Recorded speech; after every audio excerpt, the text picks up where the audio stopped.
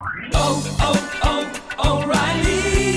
You've got questions? O'Reilly Auto Parts has answers. Need a pro you can trust? We've got that too. No matter what you need, our professional parts people have the training and expertise to help you do things right. Deep automotive knowledge, just one part that makes O'Reilly stand apart. The professional parts people. O'Reilly Auto Parts. Hashtag no music, no intro. Another episode of Hashtag Saints for the Podcast coming at you. It's, you know what, folks? It's hashtag draft season, and we couldn't get into draft season without having a friend of the pod, a fixture in the internet NFL draft community, Scott Wright of Draft Countdown. How you doing, Scott? You know, we've been friends for a long time now. If you've been following the podcast since the beginning, we had Scott on last year before the draft. Scott's been on previously when I did the podcast, the Saints Talk podcast with Nick. Jordan Grove, who is part of Saints Twitter. I met quote unquote Jordan Grove through the Draft Countdown forums. It's crazy what Draft Countdown has meant to especially older people who were NFL draft fans. So Scott, as always, man, thank you for coming on and joining us. Hey guys, I am glad to be here. Thank you so much for that intro. It's much appreciated. And I haven't been doing too many draft interviews here lately in the last 2-3 months or so, but I always got time for you guys, obviously. So I know we talked about this a little offline, and I'm not going to steal into your thunder. But before we even start getting into the draft, talk about the Saints draft as a whole, whatever. What's going on in Scott's world in regards to anything that you have in your life, venture-wise, pertaining to NFL draft or whatnot? Like, what do you have on the horizon? Yeah, big news for me is I'm making a career change. Something I didn't really envision, but an opportunity presented itself that I just absolutely could not say no to. A couple of my best buddies who I've known for 2 decades, we went to college together. They're really successful entrepreneurs. They came to me and said, we want to work on a startup in the sports card industry, and we want you to be a co-founder. And I mean, how do you say no to that? Because I love the NFL draft since I was basically 13 years old on. But even before that, I was the kid at the card shows buying the Chuck Knobloch cards for $0.25 and selling them for $1. So that was my first love. So flipping them. I got flipping them, right? So I got to live out my first dream of or one of my dreams of covering the NFL draft, and now I get to kind of do the same thing in the trading card industry. I'm still always going to love the NFL draft, and anybody who knows me, you guys especially, you guys know how much I love the NFL draft. So it was going to take something pretty special to pull me away, and it just so happened it came along. So we have a lot of work to do, and the company's still in stealth mode right now, so we can't say too much in detail, but we have a lot of work to do. But it's really exciting. We have a great team, and it's fun, man. So so more to come. And also Draft Countdown, there is some plans for that. It will live on. I don't want to steal the thunder, but there is a plan of action for that. More to come on that front as well. Oh, okay. That's dope, man. I just love to hear it. And I love, trading cards, man. It's such a niche area, and it's like it's one of those things kind of like vinyl, like people, years ago people thought like vinyl was dead, and then it kind of started making a comeback just in that niche market of people who just love listening to music on vinyl, and I think there's that same thing with trading cards. I'm going to keep an eye on you just to see how you're doing, because I just think that's an interesting way to pivot where everybody's going one way and you saying, okay, I'm going to take a look back. I'm going to go this way and see where this brings me. I like that. So I'm proud of you, man. I look forward to seeing what you got to do. Oh, thank you, thank you. And trading cards, it's a time-tested thing. It Yeah. ebbs and flows like any industry, and right now it's really hot again. And I think the difference right now too is one, the people our age, right? People who are 40, 50 years old now that collected these cards in maybe the 80s. Now they're older, they've got some more money. And that's always been the case. People collected cards when they're young and they got older. But I think the difference now is it's viewed as more of a legitimate investment, right? I mean, and you see a Michael Jordan rookie card selling for $750,000. And I mean, but how is that different than a Picasso somebody wants to hang on their wall? Maybe that's this generation's Picasso, right? And it's a lot cooler for people to talk about, hey, I bought a Michael Jordan rookie, than saying, hey, I bought a bunch of stock in Microsoft today. I mean, so I think that's the difference, that people are really viewing cards as a legitimate investment. And so that's what really gives me hope for the future. But no matter what, trading card industry has shown over 100 plus years that it'll be here one way or another. We don't have to look any further if we look at like someone still needs to explain to me the purpose of Top Shot and like what like people are buying like gifts or like the whole NBA Top Shot thing. Like I'm still not 100% how it works, but like there was a Top Shot whatever that recently sold for like what $250,000. Like someone owns a gift. Like I don't know, man. But like obviously, I say that to say there's a market for it. Like so. Yeah. That's absolutely. Yeah. That I don't understand Top Shot either. I mean, I understand the concept of it, but like I don't even understand the concept of it. Like I don't. Because it's like, can't I just go watch it on YouTube? And of course, their counter is, with your baseball card. Oh, I can just look at a picture of your baseball card. So I guess touche, but I don't know. We'll see if it has lasting power. Cards have been around for over a century. I know the lasting power is there. We'll see if this Top Shot stuff is a fad. To each their own, man. If people like it, more power to them, man. Do what you love. But I'm sticking with my cards. I think it's a generational thing with this Top Shot thing too. I think maybe we're just we might have missed it by a decade, fellas. I agree. Maybe 15, maybe a decade and a half in my case. So I know you're having a career change soon, but obviously I feel like you would have still somewhat of a pulse of this upcoming NFL draft. Like I was telling you and Ryan offline before we started recording, this is the first draft in, I don't even know, like maybe the what was the draft that the Saints drafted up and drafted the D tackle from Georgia? Jonathan Sullivan. This is, oh my God. This is probably the first time since that draft where I have had like very limited knowledge in terms of prospects. Like, I don't know what it is. I said, I don't know if it's COVID related. I don't know if it's combine. I don't know if it's just, I don't have the time or I just don't have like that. Oh, let me throw on some X player and watch them this evening. Right. Like, I just don't, I don't know what it is, but it just hasn't been there for me. But I'm still excited about the draft. We were talking that potentially 5 quarterbacks can go in the first round this coming draft, that's a lot, man. That means talent's getting pushed down. There's a lot of need for quarterbacks. So the draft in itself is still very exciting, something that we're interested in. So just broad strokes, what are your thoughts in regards to this draft class in general? I mean, Trevor Lawrence, right? This is the Trevor Lawrence draft. Every draft has something it's known for. This is going to be the Trevor Lawrence draft. And I see perusing social media, the nitpickers are starting to peek out and come out of the woodwork, right? Trevor Lawrence is overrated, right? Somebody else is better. Ryan predicted it. Ryan called it on the podcast and it was going to. It always does, right, Ryan? I mean, I remember Peyton Manning. I remember all the people who loved Ryan Leaf. Oh, Peyton Manning's got no upside, guys. Peyton Manning's got a noodle arm. It's always something.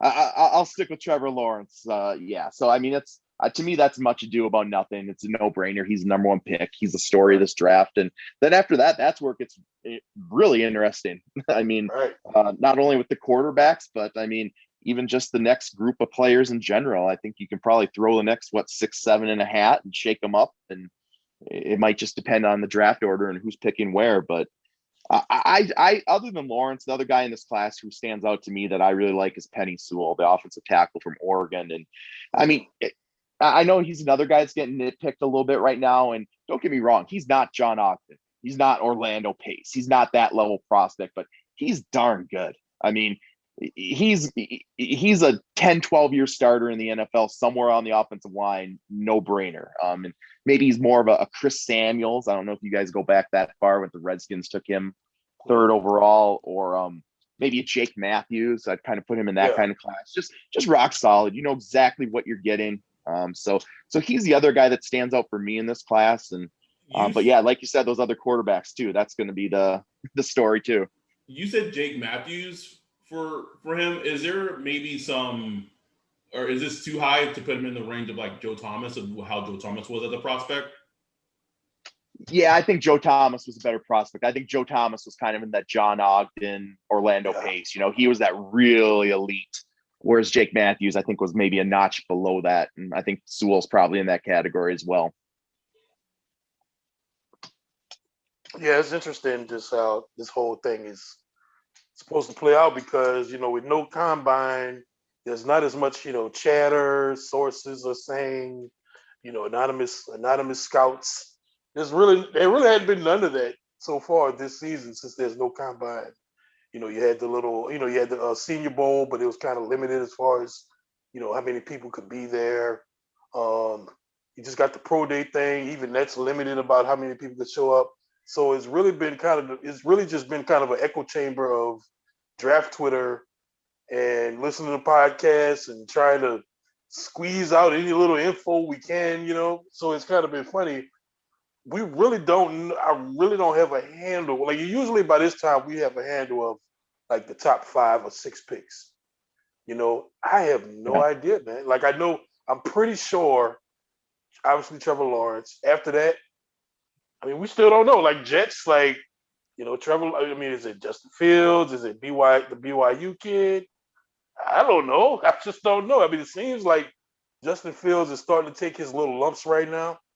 You know, I don't know if that, you know, just had to do with him, you know, how the season kind of ended, you know, kind of beat up and stuff like that. Or, you know, is it just the raw talent of Zach Wilson or whatever?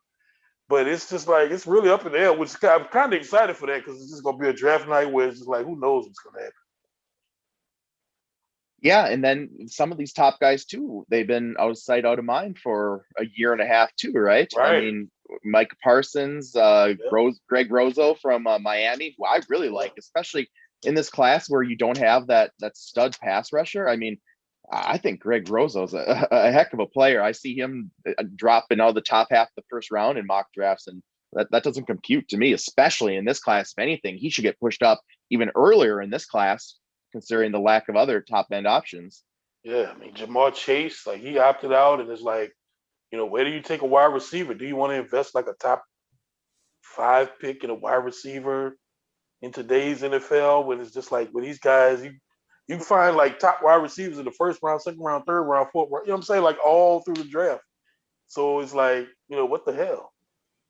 Yeah, and a lot of them got good ones last year, right? Last year was a great class, and this is another really deep class. And I think, you know, everyone talks about Devontae Smith. He won the Heisman Trophy, but I think he's going to be at best the 3rd wide receiver off the board. Mm-hmm. I think Chase and Waddle both go ahead of him. All right. I'm just saying. I've been a huge Waddle fan dating back to last season. Like, to me, when you stack all 4 of those receivers together, and I say 4, I mean Jerry Jeudy, Henry Ruggs, Waddle, and Devontae Smith.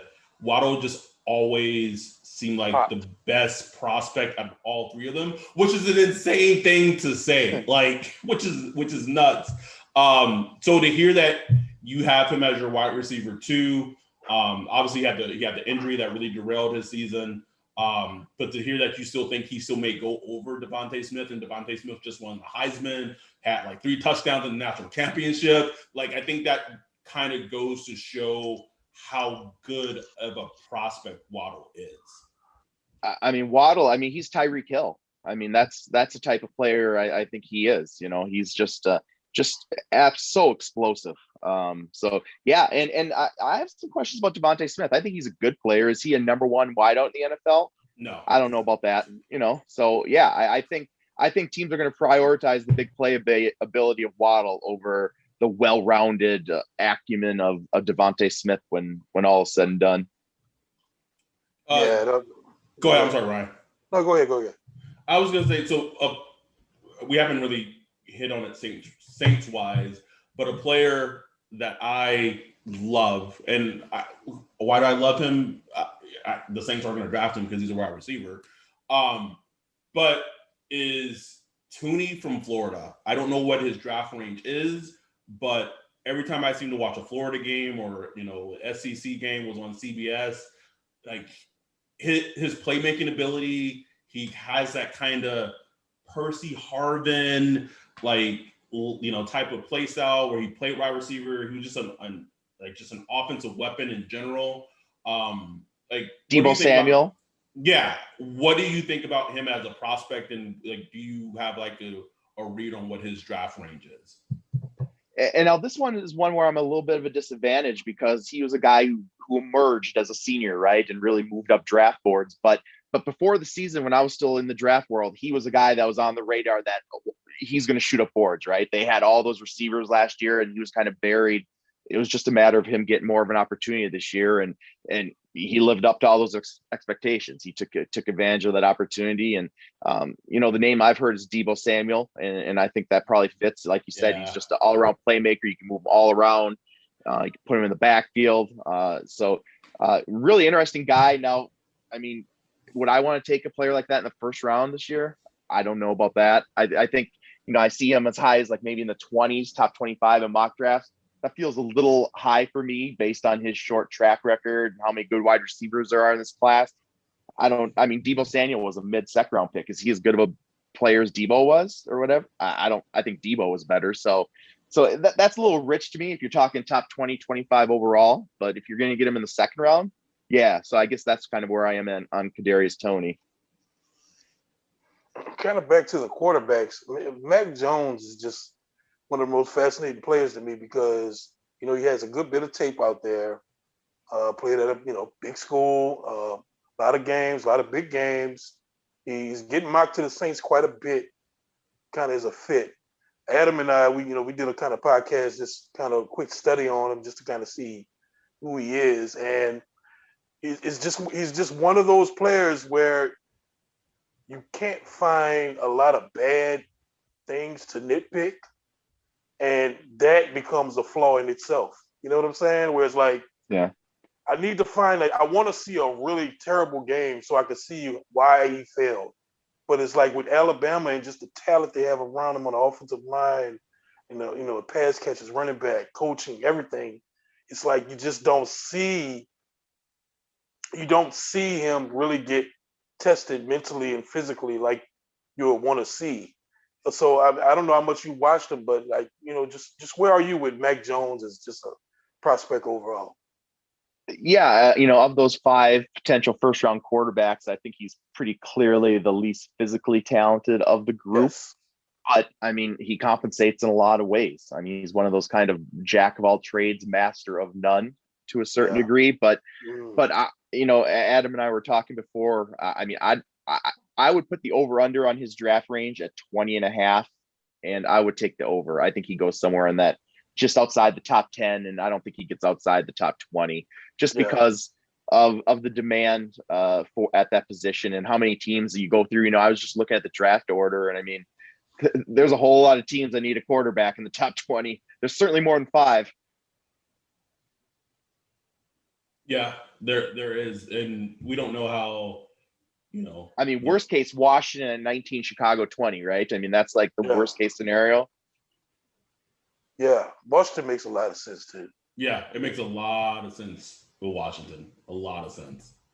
Because they seem like a team that if they just had consistent quarterback play, you know, they could be in the conversation, at least being very competitive in the NFC East for a long time to come. And you look at their quarterbacks now. What type of quarterbacks do they prefer? Who's in there? Alex Smith, Taylor Heineke. Who am I missing? I'm missing one of them.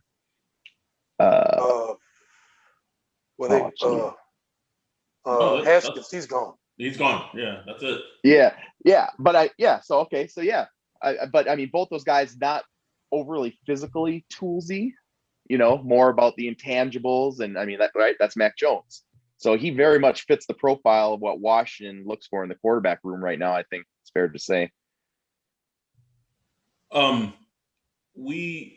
the prospect that first the Mac Jones was a prospect that people voted on Twitter for us, for Ryan and I to break down. And so the second prospect was J.C. Horn, son of Saints legend wide receiver Joe Horn.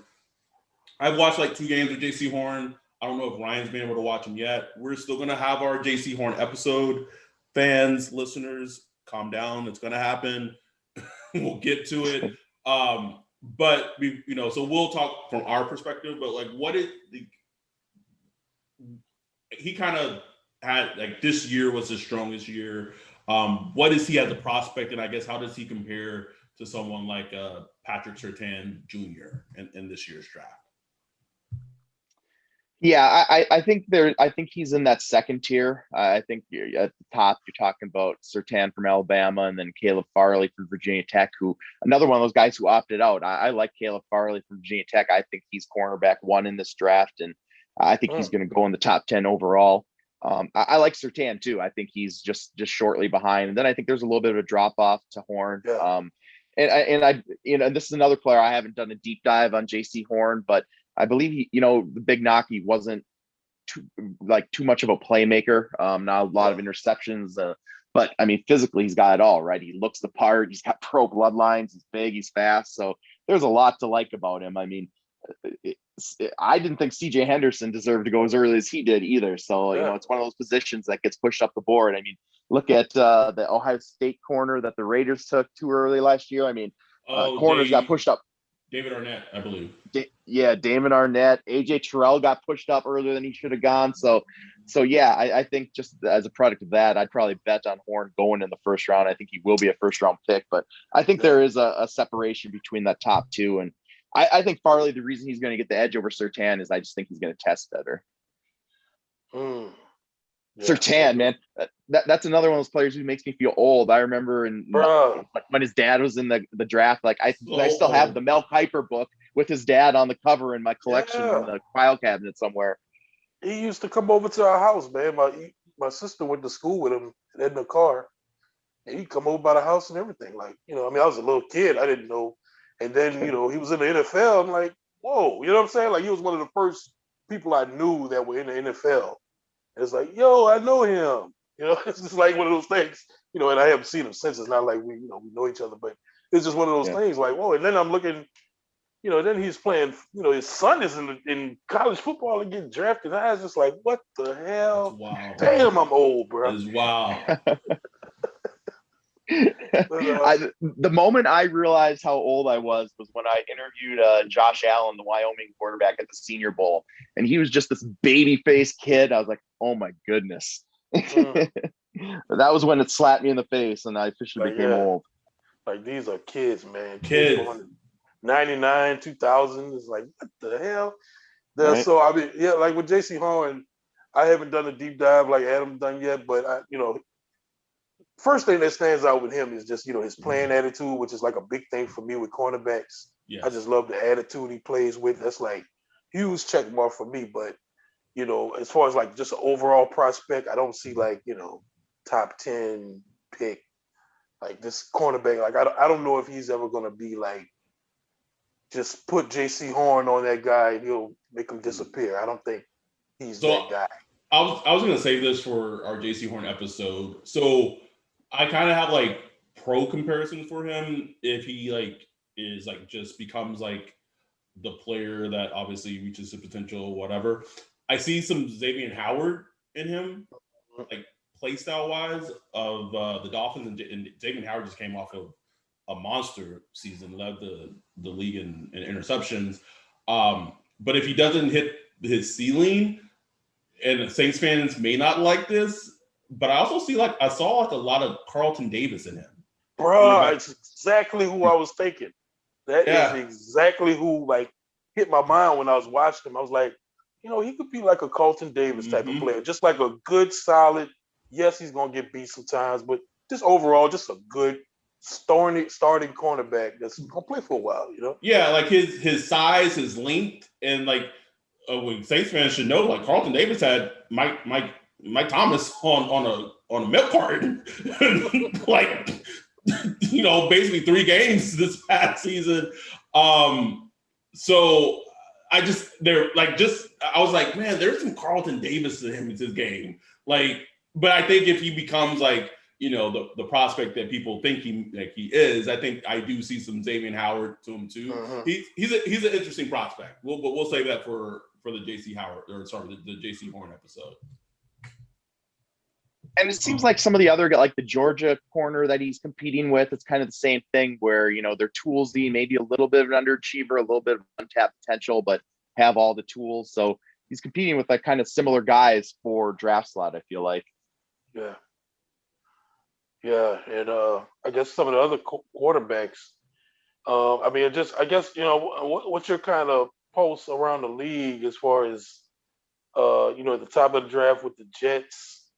Who else needs a quarterback at the top? I mean, you got the Carolina Panthers. You got all these trade rumors going on. Deshaun Watson. You got Sam Bradford, who I don't think anybody's going to trade for like as a starter, but he's out there. So what's this kind of piquing your interest, just as a novice NFL fan? That's just trying to see where are these guys going? What are these teams doing? Yeah, I mean, you mentioned some of the teams of quarterbacks. I mean, the Jets obviously too. They have to make their decision. I still like Sam Darnold. I have a tendency to hold on a little too long. But that Titanic still playing that song. It's going down. Scott. I know. I know. I can hear the music, but I just can't resist. Even last year, I mean, there were flashes of brilliance from Sam Darnold. There was because there's always flashes with Sam Darnold. Yeah. And I mean, it's just like, talk about breaking every rule in the book when it comes to developing a young quarterback, right? The Jets just absolutely demolished that kid. So I tend to think they're going to move on and start fresh. And who it's going to be, that's the big question. Zach Wilson at 2 overall, that kind of scares me. I don't know if I like that. I think I'd personally rather have Sam Darnold, but yeah, I mean, the Jets, obviously, Carolina is very hungry to go and upgrade at quarterback. Denver, I think, is maybe looking to do something at quarterback. Maybe San Francisco, maybe Minnesota brings a quarterback in. I mean, that's 6 teams in the top 15 overall. New England at 15. So, like, how crazy is that? I mean, there's no shortage of options, potential homes for these quarterbacks. So it's just a matter of, we know who's going to be the first, and I'm pretty sure. I don't even know if I want to say I'm pretty sure that Mac Jones is going to be 5th. I wouldn't be shocked would we be completely shocked if Mac Jones went ahead of Trey Lance? No, not at all. Right. So, yeah, I mean, it could happen. I hope not. Trey Lance is a fellow Minnesotan, so I'm rooting for him personally. But yeah, and I think Minnesota should take Trey Lance. I mean, to me, this is a perfect chance for them to do what Kansas City did with Alex Smith and Patrick Mahomes. Bring him in, let him learn for a year, and let the hometown kid flourish. Where are the Vikings picking? They're at 14, so it's doable. I mean, they're within striking range. It is. I don't know. It's the quarterbacks in this draft make it so fascinating because I could easily see Trey Lance going in the top 10, like without But that's a great that would be a great landing spot for him as a Saints fan. But like Trey Lance and Justin Jefferson growing together. No thanks.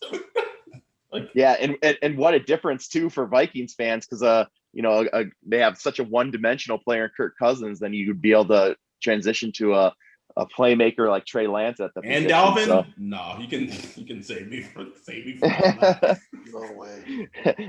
I'm not a Vikings fan per se, but just as a Minnesotan, that's the scenario I'm rooting for. I want to see the local kid come home and be the heir apparent. You were on one of our early episodes. Like you were one of the early guests. Back when we were just getting like 2-digit downloads. Just yuck. And now we killing the game, getting a bunch of downloads, a lot of listens. But you were, kind of on the Jameis Winston to Saints train, and lo and behold, it happened. Yeah, first one. person. And lo and behold, it happened. He's with the Saints for a good season. Didn't get to play much, and it's starting to look, highly likely that they try to bring him back as a free agent. We'll see. It's still got a lot of work to do as far as the salary cap and stuff. So, you looking forward to, QB1, Jameis Winston, New Orleans Saints? I was hoping we saw it last year. I'm interested to hear what your thoughts are from the first year there with Jameis Winston, and specifically, what are your guys' thoughts when they were starting Taysom Hill instead of giving Winston a shot? Good, Adam. Did you like that? I didn't.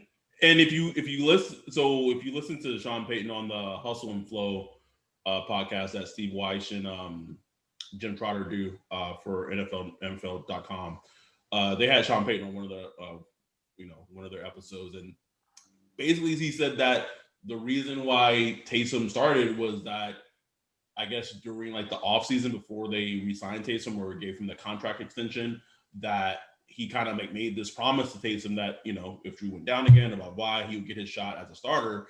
And like, I don't like, cool, I guess, like you're a man of your word, which is great. But I would find it, and this is just me speaking, I have no inside intel. And this is not even like as a person, like Jameis is fine now, but like it's I can't call Ben Roethlisberger fucking big rape and then like still be cool with fucking Jameis as the quarterback too.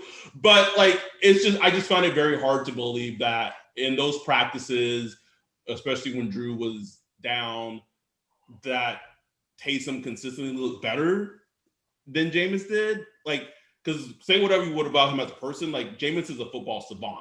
Like that's something that he had as a prospect. Like just his knowledge of the game was just on a completely different level when you watch him on the whiteboard. So as a fan, like it was disappointing, because Taysom, I think Taysom, we saw what Taysom is. And here's the scary thing that Ryan hit on.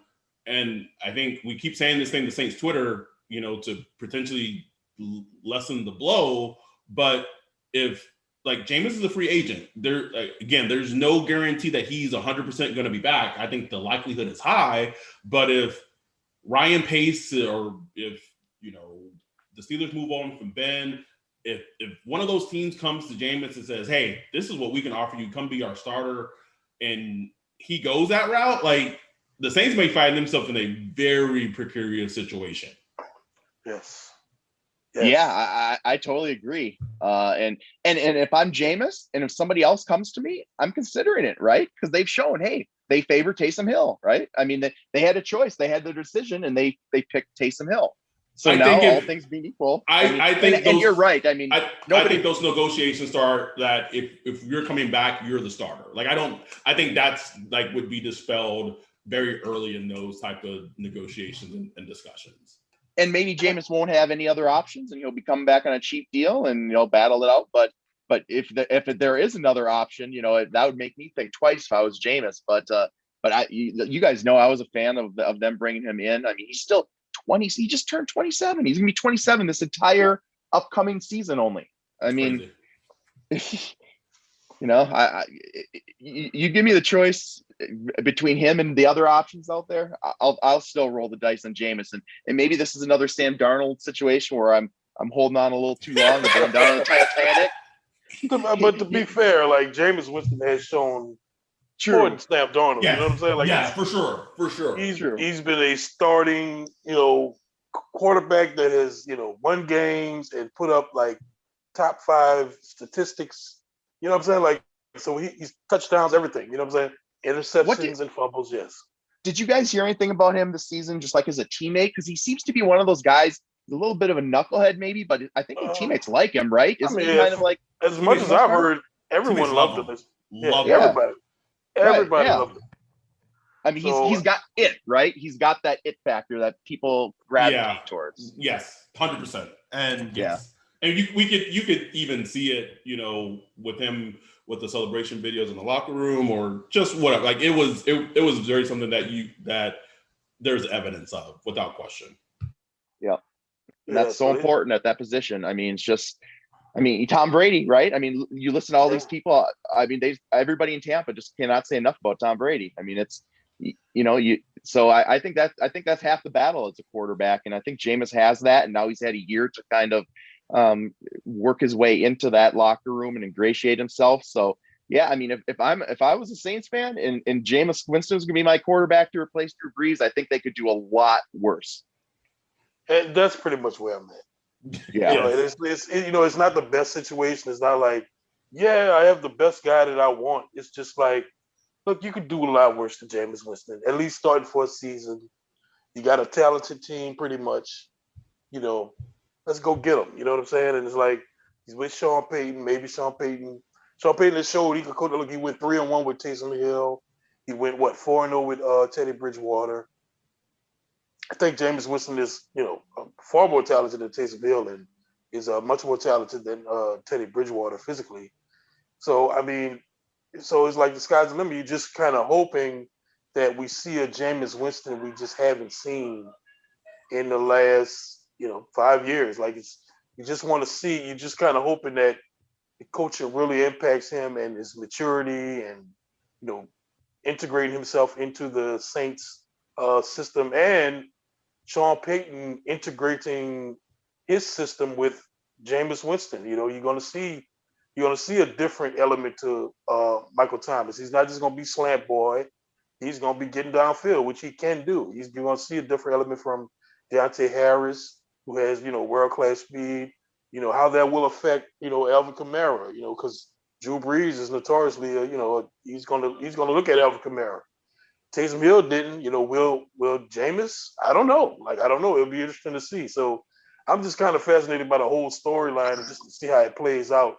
And just the fun of, the Jameis, he's going, like I said, he's going to have fun days where he's going to, I don't know, throw for 450 yards and just do some crazy shit, ducking defensive linemen behind the line of scrimmage and throwing the ball up there. So I'm just here for the fun time, me. All right, so I'm going to put you guys on the spot. Saints starting quarterback week 1. I'm going to give you the choice: Jameis Winston or Mac Jones. Who do you want as the Saints starting quarterback week 1? Who do I want? Boy. Yeah. Who would you want, given that choice between those two? Fuck. I'll go first. I'm gonna go with Mac Jones first, just because I really want to just see a young rookie. I just want to see Sean Payton with a young rookie who's talented and just to see what he could do. You want to start fresh. Just start fresh and see what the fuck happens. It could go horribly wrong. And it wouldn't even shock me, but it's just I would just be interested to see that, just to kind of check that off the list. Whereas, with somebody like Jameis, a veteran, I feel like there's a ceiling already there with that. I don't see him leading the Saints to a Super Bowl. I do see them competing and being fun and, probably being in the mix for the playoffs, but I see a cap there. Whereas with Mac Jones, we could pick him apart now, but honestly, with a rookie, you just don't know. I mean, I couldn't stand Justin Herbert last year. I thought he was going to be just a flop. Goodness. And the boy was a dog. He was a dog, and he's looking like one of the most promising quarterbacks coming in the next season. So Justin Herbert looks like one of the best quarterbacks in the league, young quarterbacks in the league, behind Patrick Mahomes. That's insane. That's nuts. That's nuts. And you know what, with Herbert, and Josh Allen and Buffalo, I think those are cases why we bet on tools sometimes, right? Because in college, very up and down, and there was plenty of reason to believe, hey, these guys could very easily bust, right? But you bet on the tools, right? You're betting on what they can be, not necessarily what they are, and sure enough, they're turning into the best versions of themselves. Absolutely. So I'll go just be contrarian, and that's not just me. I'm just not going to being contrarian just to go against Ryan. I would say bring Jameis back, and then because then you have number 28 to add more to the team, whether that's offensive, defense, because if you don't bring Jameis back or whatever at 28, like you're adding the quarterback. I think right now the team, although there's holes on the team, there's a lot of talent on the team. Obviously, they have some free agent stuff to work out if they're going to bring Marcus Williams back or if they're going to do long-term with Marshawn Lattimore. Those things need to be worked out. But as a whole, there's still a lot of talent on the team. Yeah. As a whole, so I would say bring Jameis back and then add more talent at 28. Wide receiver, cornerback, pass rusher, whatever. Just add more talent and then go from there. So it's definitely gonna be Taysom Hill, right? Boy, if it's Taysom Hill, Saints Twitter will be at its peak. The golden age of Saints Twitter will be upon us if it's Taysom Hill for a full season. Something I do want to get your perspective on, because I know I know how you value draft picks. And so this hypothetical trade that's kind of floating around that Carolina may offer the Texans to get Deshaun of number 8, Christian McCaffrey, Teddy, and 2 future firsts to land Deshaun. What are your, because I know you're kind of walking away from the draft soon, but what are your thoughts on that just as a whole? Like, is that too much? Because I know what I feel, but I just wanted to hear what your thoughts were. I mean, I would do that in a heartbeat if I was Carolina. Right? I mean, my whole thing is, I always said it's impossible to overpay for a good starting quarterback, right? If you get a good starting quarterback, it doesn't matter what you gave up; it's going to be worth it. And what are they really giving up there? I mean, Teddy Bridgewater, they're trying to get rid of him. I mean, that they probably pay you to take him at this point, so that's not an asset that you're getting necessarily there. Christian McCaffrey, I mean, I'm not a believer in paying running back, so to me, thank you for taking that off my hands. Let me go out and get somebody in the 3rd round making $500,000 for that position. And the 2 future first-round picks, they're going to be in the back half of the 1st round because Deshaun Watson's my quarterback. So, yeah, sign me up for that. Otherwise, I mean, what else? What's Carolina's other alternative at quarterback? I mean, bringing in Zach Wilson or Trey Lance and hoping. I mean, so, right. Yeah, I think that's a no-brainer. But, I mean, Houston's in a tough spot. I mean, they're actually pretty fortunate that they maybe have a couple of teams with a lot of assets that are willing to make offers in Carolina, maybe Miami.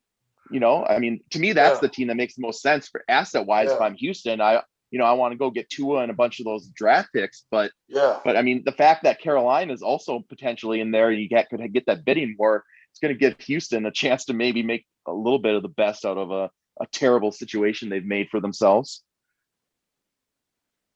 Scott, what are some things that kind of surprised you this past NFL season from, players that were drafted last year?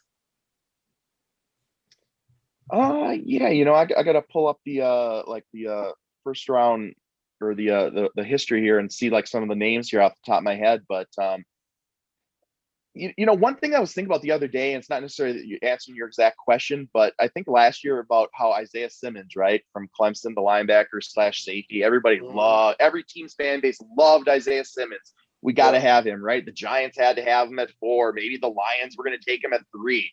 He's this jack of all trades. He's this weapon. He can do everything, right? I mean, he had a good rookie season, but it's not like he was this transcendent talent, right? I feel like the guy in this class is Florida tight end Kyle Pitts. It's the same thing. Like everybody up in the draft, they want their team. We're doing Kyle Pitts slander on this episode. Oh my God. Yeah, I'm very, and it's not that I mean, you hear Cincinnati. If Cincinnati takes Kyle Pitts over a top offensive tackle, that's I dumb. don't know. That's dumb. Yeah, I mean, but I just think Kyle Pitts it's nice. He's a very easy guy to dream on, but it's a very hard weapon to put into practice, right? And I always get leery when you're talking about players that we're going to get creative with to use them, right? I don't want to have to get creative with the top 10 pick. I want that guy to be a stud, right? I think of Tavon Austin. I think of Ted Ginn. I mean, I feel like Kyle Pitts is like the tight end version of that. I mean, how many top 10 tight end picks have really worked out for their teams? Like Vernon Davis? Yeah, Vernon. It's a low number. It's a very low I number. mean, I can go back way in the 90s with, Ricky Dudley and Kyle Brady and those guys, but even more recently, Eric Ebron, Kellen Winslow. I mean, it's not great. I mean, just got sentenced to prison for raping old women. Yeah, I mean, it's not necessarily an indictment of their talents. It's just I just don't think positionally, value-wise, the team's going to get enough usage out of them to justify taking him that early. Even the Giants with what's his name? Evan Ingram? Yeah, there you go. It's just give me Pat Fryermuth in the second round every day of the week. Over Kyle Pitts in the top 10. Maybe top 10 is high, but like here's a draft thing when I watch prospects, and it sounds dumb to say, and I think Ryan will know what I'm talking about. Like some players I watch and I'm like, oh, that player's a dog. Like he's just an all-out dog. And Kyle Pitts, like when I watch him, like he's a dog. Like there's like no like, so maybe top 10, but like I could easily, and this is my worst case scenario because I still have a little hatred for the 49ers, not as much as I did, but I could see him going 12 or wherever the 49ers are picking, and him being paired with Kyle Shanahan and Kyle Pitts, and then you have Debo, and then you have Brian Ayuk, and like I see that as like a very good fit for him. Like in terms of like getting creative, like he would go to a team or offensive coordinator that knows exactly what to do to utilize him, to maximize him to his potential. I love Kyle Pitts though. Like I love him as a prospect. I saw in the Florida games where he just stood out and made clutch plays. Like I'm a Kyle Pitts fan, but I do get where drafting him maybe in the top 10 would be too rich for a tight end.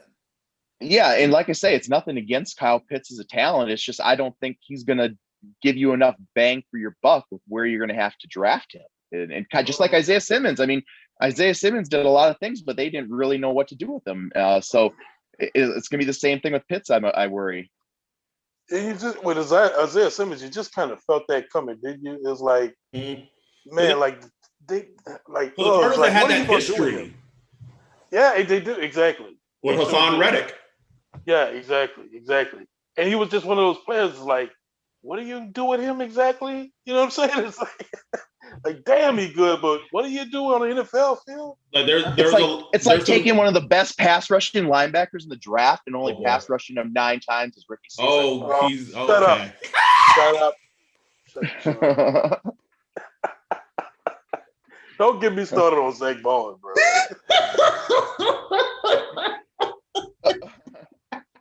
We knew it as soon as the draft was over. They had the post-draft presser, and like, yeah, he's gonna be plugged in at Mike. And I'm like, huh? What? Like, what's going on? Like, and they weren't even like, just think somebody asked him, like, well, he did pass for us, so you're gonna have him. Like, no, he's a Mike. Like, hey, you guys are the smarter ones, so all right, you guys do what you're gonna do. Thank you for that, Scott. I love it. So I think I have maybe 2 more for you. So a prospect that I know if he had declared last year, he would have probably gone a lot higher. But he got the injury, was Dylan Moses, linebacker from Alabama. I didn't watch enough Alabama games this season to know how he kind of bounced back from the injury. But like, what is he as a prospect as a linebacker? I guess is my first question. And my follow-up would be, is he still slated to go in the first round, or is he potentially going to drop to like second round? Like where is he as a prospect? I know because I just remember the name because that was a popular name that people kept mocking to the Saints last year had he declared after the injury. Yeah, well, I mean, what he was just the perfect modern day linebacker, right? I mean, he's just explosive. I think had he come out in last year's draft, he would have been right there in the conversation with Kenneth Murray and Jordan Brooks and Patrick Queen, who are all late first round picks. But unfortunately, the injury hit and he missed the season. And he just wasn't the same this year. From what I saw, I thought he clearly looked like he lost a step. And from talking to people, I think that was the consensus I received from them as well. And the question is it just, it's going to take him a year and a half to get back, or is this what he is now? I think that's the question teams are going to have to ask themselves, because and if you feel he can get back to where he was, he's a first round type talent. He's the perfect modern day linebacker that he's a great athlete. He can go sideline to sideline. He can drop into coverage. If he's going to be more like he was this year, he's probably played more like a third round pick this year. So maybe the truth ultimately lies somewhere in between, where he ends up being a second round pick. But I think he's going to be a day 2 pick now. Just because the senior year, the tape just was not as good.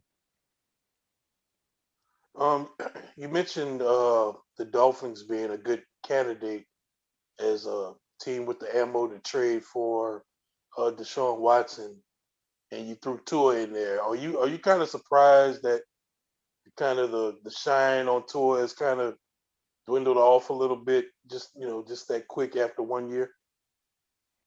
A little bit, and I think a lot of it has to do with how the Dolphins handled him, right? I mean, how they benched him, and the Dolphins didn't seem to show a lot of faith in him, right? I mean, why should we have faith in him when the Dolphins don't seem to have very much faith in him? So I think that's where it stems from, right? I mean, and maybe they have every reason to. Maybe they're seeing something we're not. But yeah, I think there's definitely cause for concern there. And it'll be interesting what the Dolphins do. I mean, they're saying all the right things right now, but they're in a position with number 3 overall where they could potentially go out and get another quarterback. They can make that move for Deshaun Watson. They have a lot of different cards they can play. And I think, to me, that they're the fascinating team to watch with Deshaun Watson, and they make the most sense. It's just a matter of, do they want to pull the trigger? But I think they have the Godfather offer that can't be matched if they want to make the offer. Mm.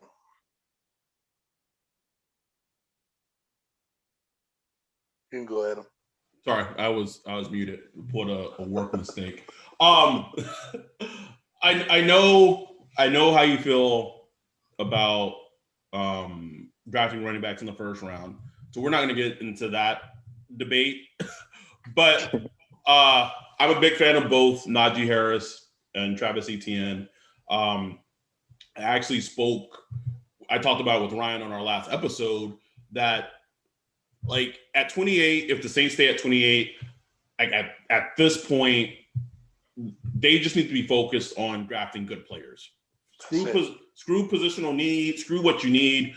If there's a good player, draft that player. Wide receiver, running back, it doesn't matter. Please avoid offensive line if you can. I don't know if we as fans are going to handle that one more time. But I threw out this, hypothetical, kind of, if Najee Harris was there at 28, Saints drafting him and kind of creating this double backfield that Jameis can lean on, and, you ride your backfield and your offensive line deep into the playoffs, and that kind of be the MO of the offense. I don't want to talk about value, but what are your thoughts of Najee Harris as a prospect? Yeah, no, I like your premise, like you say, give Jameis a really strong running game. And I like that 1-2 punch of Kamara and Najee Harris, guys. So I think that makes a sense on a lot of levels. And I definitely think Najee would be a better fit there than Etienne, obviously. And Najee, he impressed me this year. You kind of get this impression that these Alabama running backs are just these big, stiff, straight ahead guys, but Najee's got a little wiggle, right? I mean, he can definitely break tackles, but he's got wiggle for a big guy, which you don't always see. So yeah, I became more of a fan of him this year than I was the year before. I got to say, he made a believer out of me. Would I take him in the first round? Absolutely not. But Scott, we said disregard value. but yes, I do think he's the top running back in this draft. If I had to choose between him and Etienne, I would go with Harris. But I neither would have a first round grade, I don't think, on my board. I think they're both kind of in that first round fringe. I'm good, man. I'm glad to just have you on, brother. Yeah, I think I've hit on everything. I have one more because I've watched was it Rondell Moore from Purdue. Yeah. Haven't watched the guy in your neighborhood, Rashad Bateman. Bateman. Yeah. Haven't watched him yet. It's funny because when I watch Moore, the player that he reminded me of was DJ Moore of the Carolina Panthers. I watched the game he played as a freshman against the Ohio State, and I was like, "Oh shit!" But then I watched his more recent games, and like, there's glimpses of that player, but like, it's not as consistent as that game was. So just what are your thoughts on Moore compared to Bateman? Because I haven't watched Bateman like whatsoever, but just what are your thoughts on them as prospects before we get you out of here? I mean, Moore is a stick of dynamite, right? I mean, he's small but so fast and just an electric playmaker. But limited track record. He hasn't been able to stay healthy and really ran a limited route tree in college too. Mm-hmm. So very much a project. I think he's going to end up being more of a gadget guy early on. You know, you're going to have to work with him and develop him and hope he can stay healthy. I've got concerns about him. I would have trouble pulling the trigger. As much as I enjoy watching him when he's healthy, there's a lot of red flags there with him that would lead me to pump the brakes and be cautious. Rashad Bateman, I think he's going to be a second round pick when all is said and done. I know he's got a lot of fans and people talk about him as a first rounder, but I just don't think he's going to run quite well enough to be a first round pick, especially in this wide receiver class where he's got a lot of competition, but just a really good player. I mean, when everybody was talking about Tyler Johnson 2 years ago, I was saying the younger guy, he's going to be the player. And, you know, the comparison I've heard and I've made is Michael Thomas. So I think, Adam, you're going to like him when you take a really close look. There's a lot to like about Rashad Bateman. And he's going to be one of those guys, he's going to outperform his draft slot, just like Michael Thomas did last year. Chase Claypool, I was a huge fan of. You were, man. Yeah. You called it. Well, I'm a little bit of a Notre Dame homer in that regard too. So, but I did really believe in Chase Claypool, and he surpassed even my expectations. And I think Bateman, you know, he's going to be that type of player too, where somebody's going to get him in the second round, and he's going to outperform two or three of the receivers that went in the first round ahead of him. Does Bateman, and I only kind of say this because I just know size wise, is there some Cortland Sutton to his game? Yeah, a little bit. I think I don't think he's quite as stiff. I think he's got a little bit more looseness to his game. But yeah, yep. And but a really good all around player. There's not a lot of obvious flaws in his game. Really, the nuances of the position, he checks a lot of those boxes. Is there any chance that Jalen Waddle makes it to 28? No. Okay. No. Well, all right. All right, Scott. Is he going to make it to 8? That's the question. And I only because I really felt that maybe the injury would have pushed him down a lot of draft boards, or maybe he falls a little bit in the draft, but it's not going to happen. I don't think so. Yeah. Never say never. I follow the NFL draft long enough to know never say never. Yeah. I think that's it. We covered it. We're not gonna pick your mind of, why did Cesar Ruiz not play well this season? Why did Zach Bond only rush the passer 9 times? We don't. That's what's up. What that's old hat. Well, that's whatever.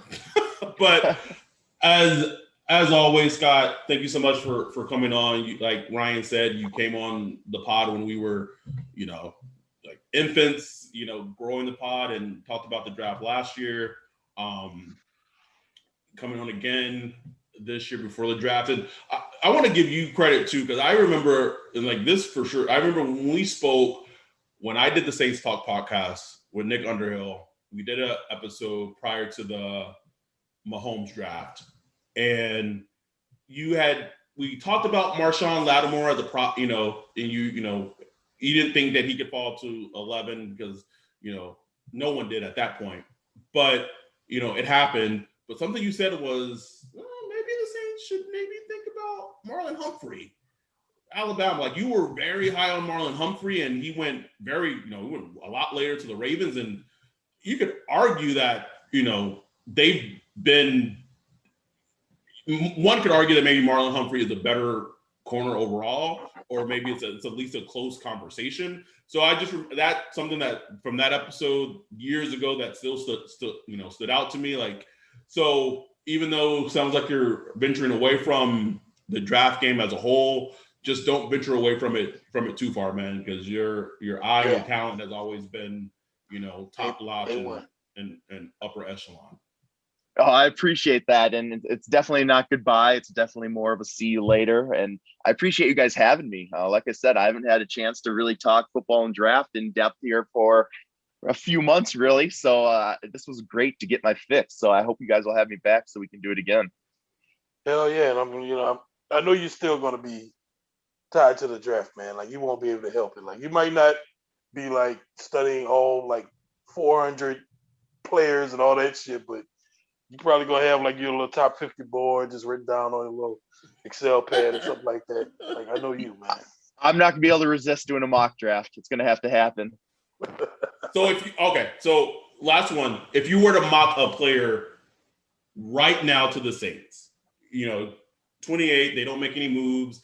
They just think about the type of talent that might be available in that range from what and your projections. Give me a player on the spot. Good. Yeah, good question. Well,